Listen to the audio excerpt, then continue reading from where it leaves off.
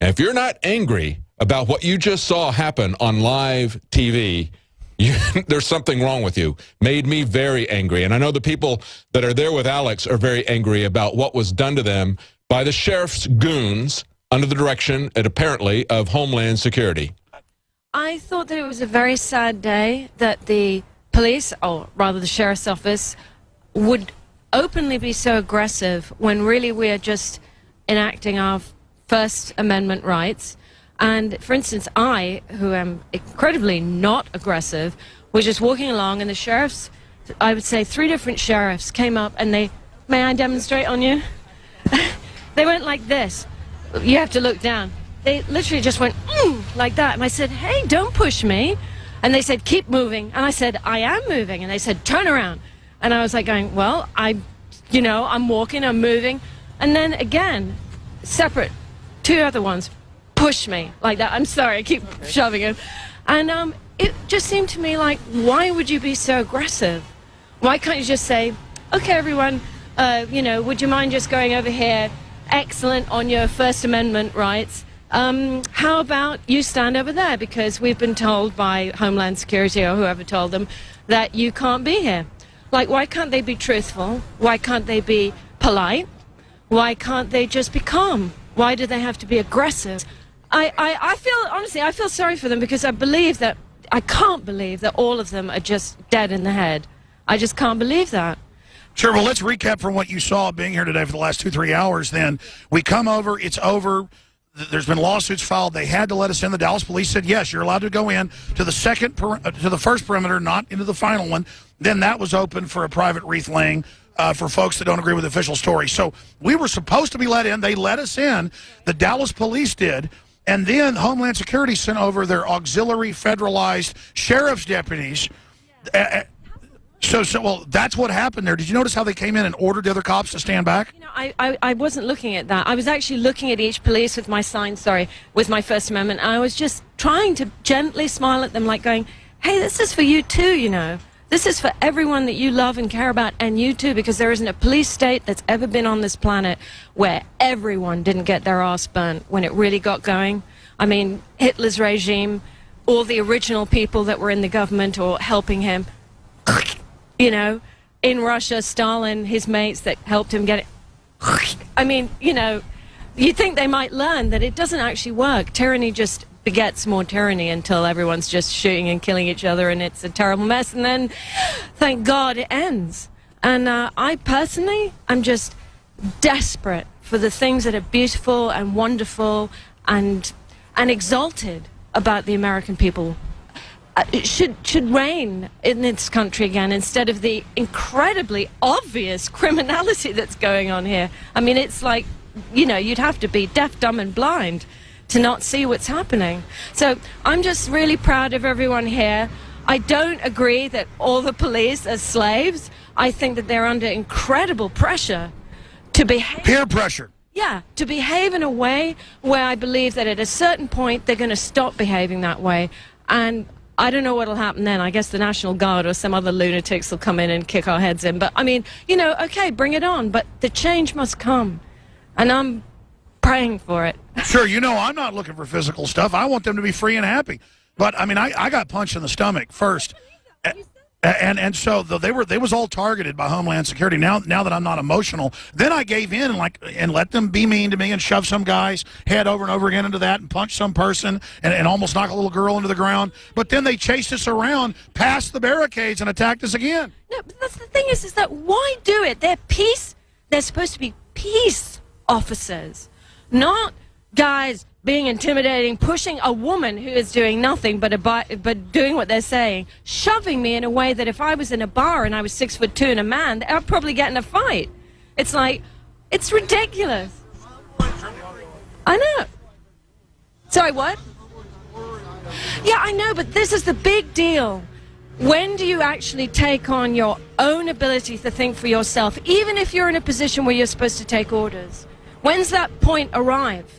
And that's the point that these police officers need to get to, which is why I feel sad when you guys scream at them, you slaves, you fuckers, you bastards. You know, it's like, I just wish that actually, seriously, I mean, I thought about doing it and then I got shy, but I just felt like saying, Listen, I don't know what you're thinking, but please stand up for what's right. They surely know what that is. We're just talking about First Amendment stuff. Well, by the way, the Dallas police, when they came over, were like, "What are you doing?" They told them to let them in, and the point was that was ordered by the feds. Yeah, that's just crazy. Federal building's right there. Crazy. Well, anyway, listen. Here's the top police. Here, hold on. I'm gonna go talk to them. No, stay here. I didn't see you. No, just stay there. I'm gonna talk to you some more. Hold on. I'm gonna go talk to him right here. Sir, what's your name? Where do I file about the sheriff's department that was here? Oh, come on, you can talk to it. Because we can't go. So the sheriff's department's in charge here because they assaulted us when the Dallas police let us in. We were supposed to be let in, as you know, sir. Oh, come on, you can talk to. Don't defend them. You're not ignoring us because we're. You're in private property. Silence is complicity. Oh, private property. What is this, city property? Can you hear me, Alex? Yes, David Knight. I got to say, when I'm watching this on television, one of the things that has really been making me angry all day is the attitude we just saw from that cop you tried to talk to. And this is going on yesterday as well. You walk up to them, you ask them a polite question, they just ignore you like you're not even there, like you're treating you like you're trash. Exactly. It's that kind of arrogant attitude, and that's what's behind all this stuff. That's what we've been seeing. I'm not surprised at all to see these guys come out and attack you. They don't treat you with any respect. They have no respect for the public. I agree. Finishing up your point, I'm sorry I broke that off when they walked by. Why do you think they are frightened of talking to you? Because that's clearly what that is. That's fear, inhibition, unwillingness to communicate. What's that about? Why are they? I mean, maybe that's not a question you can answer, but... No, I know why. Because they're in such a controlled culture of compartmentalization and being dominated. They just are in a position where they can dominate people under them. They get dominated from above. It's all hierarchical. And... Right, but imagine that you say to him, could you explain to us why the following, whatever your question might be. Why can't he stand there? He is a public servant. He is a peace officer, right? A peace officer, a servant of the public. Why can't he communicate with you? That's because they've put military occupation rules in where no one's allowed to talk but the public spokespeople, so it dehumanizes them. Just like they tell soldiers now, even when you're off duty in civilian clothes, don't be political, don't say what you believe in if you're against the war. Even though as a citizen the law says you're allowed to, they intimidate. Freedom of speech, even for them. What's That's right. That? Well, here, tell us. Well, no, I mean, why don't the police have freedom of speech? Why can't they offer their opinion? They're individuals, they have individual rights. Why should they be dominated by hierarchical instruction? Now that, to my mind, if they're peace officers, if they're public servants and citizens, they should be permitted to give their opinion. So who is it that's forbidding them to speak? Honestly, I just think that they're frightened to speak, probably because of what you were saying, that they have just an incredible peer pressure on them, or more like an officer ranking pressure, where they are told you are not allowed to talk about this. I don't see why they shouldn't. They're citizens. They have every right to speak. Their police, as individuals, should not be shut up. Why should they? Well, I mean, you talked about throughout history what happens to countries when these police states come in and tyrannies. It just gets worse and worse. In fact, I'm going to steal that quote. Tyranny begets tyranny. I'll give you credit if you want me to, but or I'll sit there and take the credit and say I came up with it. I'm joking. But the point is that tyranny begets tyranny. And then it just spins out of control. Thank fucking God. Excuse my expression. Because then otherwise we'd be just under permanent tyranny. But tyrannies always end.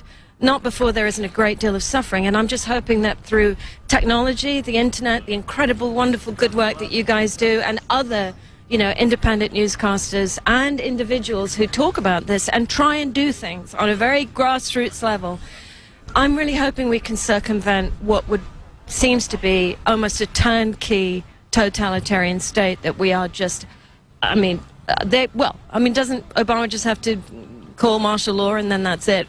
Well, he's already doing most stuff by executive order outside of Congress, and they've put in the internet kill switch, the total surveillance grid. They call the spy systems they've put in BattleNet, yeah. And it's battle with us. It's not battle with criminals. They all skim the money off the top of that. I mean, it is just incredible. Can you imagine just walking around in a uniform feeling powerful because you're part of a power structure? Well, I think, unconsciousness is something people really need to understand. I think, people assume that everyone is fully in their own skull and present and attending life, but I think a lot of people are so profoundly disengaged, so out of communication, that they really just fall beneath a certain level of awareness, so that I don't think they're capable of actually seeing what's going on around them and making a choice for themselves that they should do a certain thing. In other words, a good thing. So anyway, that's my own. And we were here an hour ago being attacked, and here we are now, it's all opened up. But they were supposed to open it up, and then they were just waiting for a call, even though it had already all been decided. We were following what was agreed upon. One of the head cops called and goes, yeah, that's true, let him in. And then Homeland Security, the federal building, the same federal government taken over 50 years ago today, they literally ordered auxiliary police for special unit over to attack us and tried to start a fight. But they failed, and now the info is going out. In closing, asking you questions here, ma'am, talking to the folks that are out here, what is your overall view of the state of the world, the whole world government, the whole cybernetic systems, the whole technocracy? It is a turnkey takeover. What do you think the end game of the rulers are? Because everything I see them doing is trying to suppress human consciousness and awakening, because they know there's an awakening happening, in my view. What's your take on that? Well, actually, it just makes me think of There Will Be Blood. Did you ever see that film? Excellent film. Right. I can't remember the director's name. Says John Paul Johnson something. Yeah, brilliant. I think that one has to understand that anyone that's attracted to that level of power, I think, is already in a kind of diseased state. Very few people would ever want to get to that level of domination, power, and to get to that place, you have to do a lot of really, I think, pretty bad things. So once those people get there, and once they get that kind of power, I think that that's what you're looking at is insanity. You're just looking at individuals who are insane and so mangled in their souls that they actually have no love or appreciation for the rest of humanity. And I think that is what's happening on this planet, that those individuals have gotten to that level of power, and I think they, keep on going, like the Rockefellers. I don't know how they manage to keep, spawning more evil creatures, but they do, and up they stay and sit on all of us, and it's repeated itself so many times throughout history. It's just now technology has given them a kind of an omnipotence that is terrifying, and that's why laws do have to be put in place. And when people say, like in England, they say, well, as long as you're behaving yourself, you've got nothing to worry about. But they don't understand that's such a simplistic viewpoint, because the very people that are protecting both intellectual, domains, artistic domains,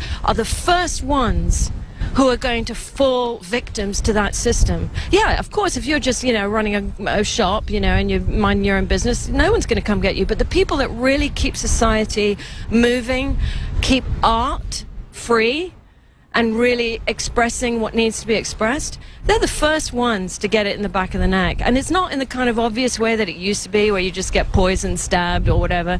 You get sort of like intimidated, or you get dropped out of a circle of artists that would have otherwise been, backed with money, or you won't get spoken about in the newspaper. I mean, it's a very subtle way of just eliminating you from the scene. But when you have those monitoring systems that we, like the NSA, thank God for Edward Snowden. Bless his heart. Jesus. I mean, I can't imagine the embarrassment. Oh, that was the other thing. How about Obama putting, what's his name? James, what's his face? At the head of the NSA? Oh, absolutely. James Clapper. Right. In charge of the independent committee that's going to investigate the NSA. That's like having Hitler over Nuremberg, but expanding on those key points you're making, because you're really on target with that.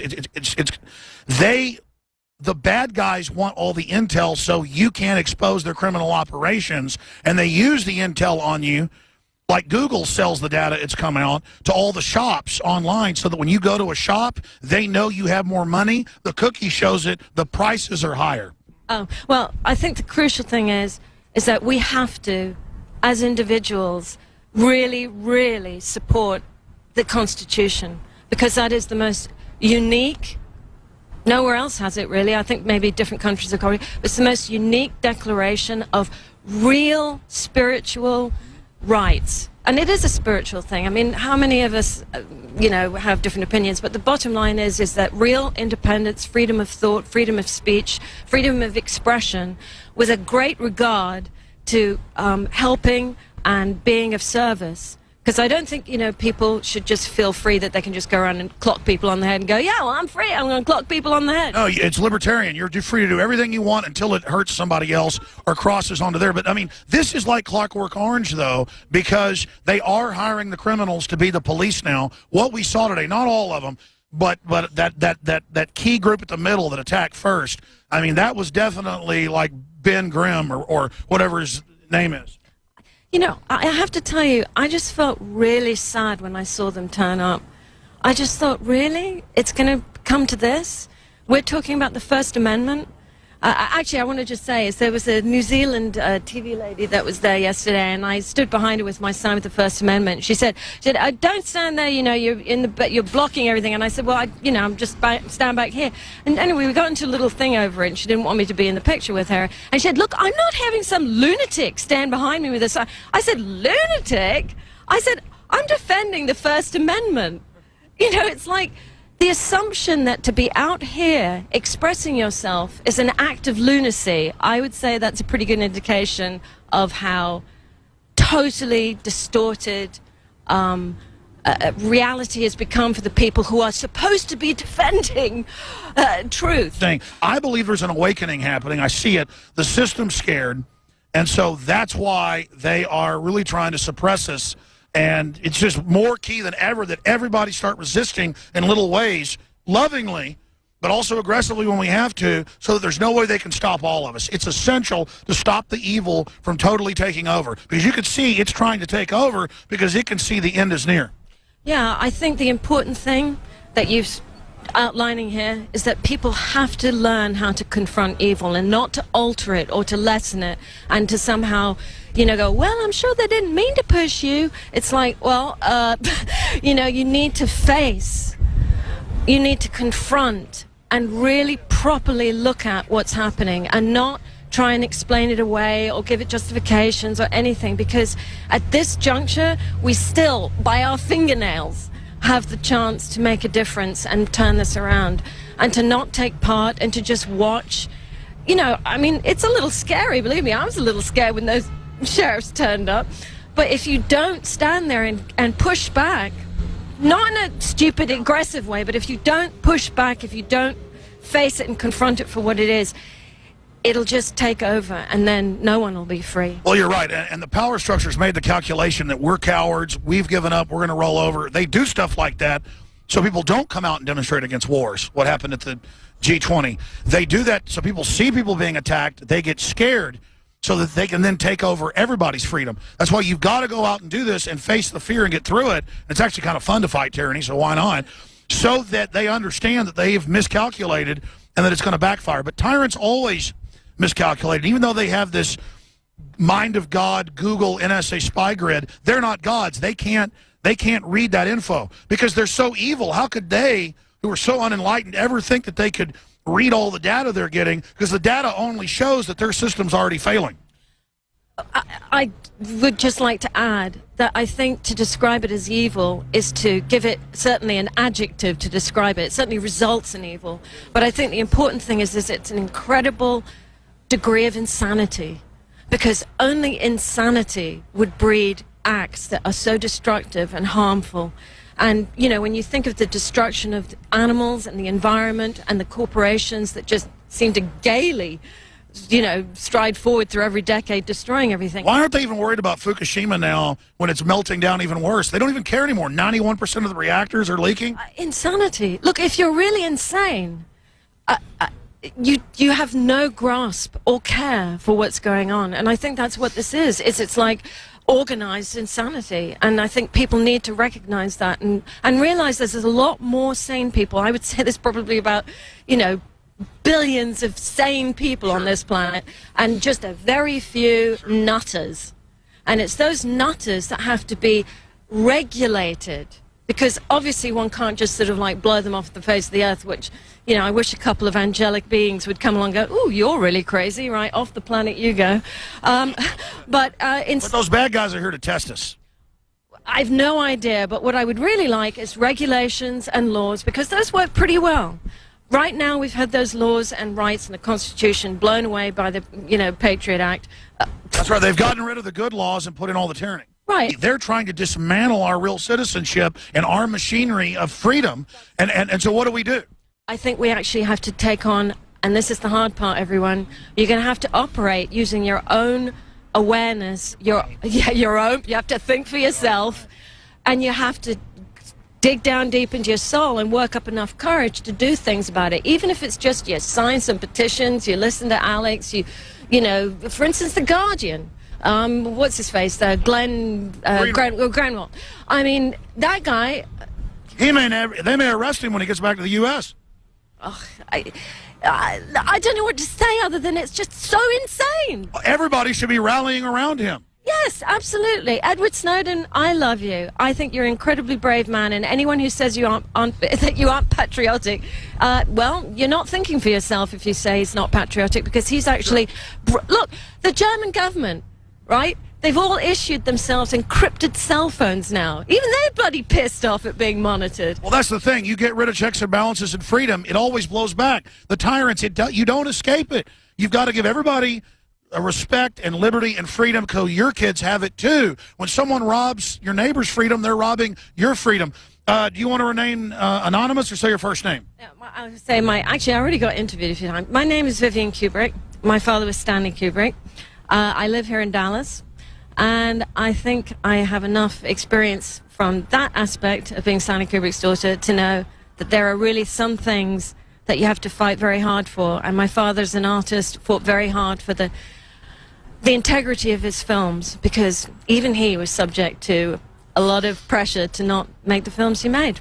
You were talking about some of that last night over dinner, but that's why, I mean, I know you've been interviewed before by the media. You're obviously a famous filmmaker in your own right, and I love that score that you did on Full Metal Jacket. That's my favorite ever. That's so haunting. But I didn't want to, you know, politically, I was going to put this out. Folks would have recognized who you were, but yeah, greatest directors ever, daughter, director on her own right, doing an amazing job. What would your dad, I know you're taking that question, but I'd love to know, what would your dad with his great artist mind to see real reality, what would he think about what America's turned into? Because his films predicted it.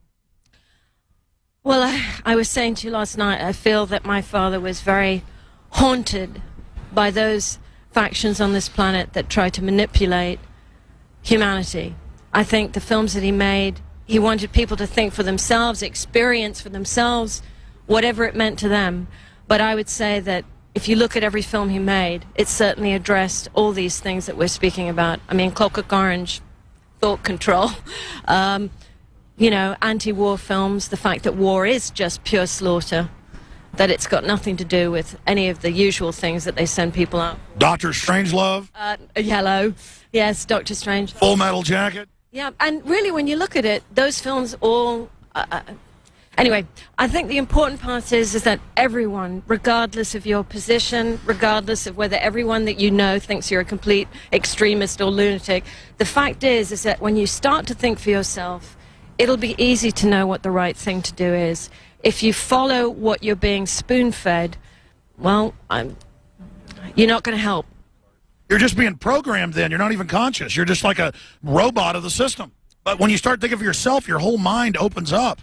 And more to the point, to act on that. I mean, believe me, I'm not looking forward to people ridiculing me or having a go at me. And in fact, even today, when we were standing peaceably with that, where were we? When we weren't allowed to do the bullhorn. Where was that? I don't know. Anyway, there was this big dude, and he literally, I mean, he was just watching the thing, and he just went boom like that, and it was like, fuck, excuse me. Yeah, it's like, oh, well, you know, don't push me.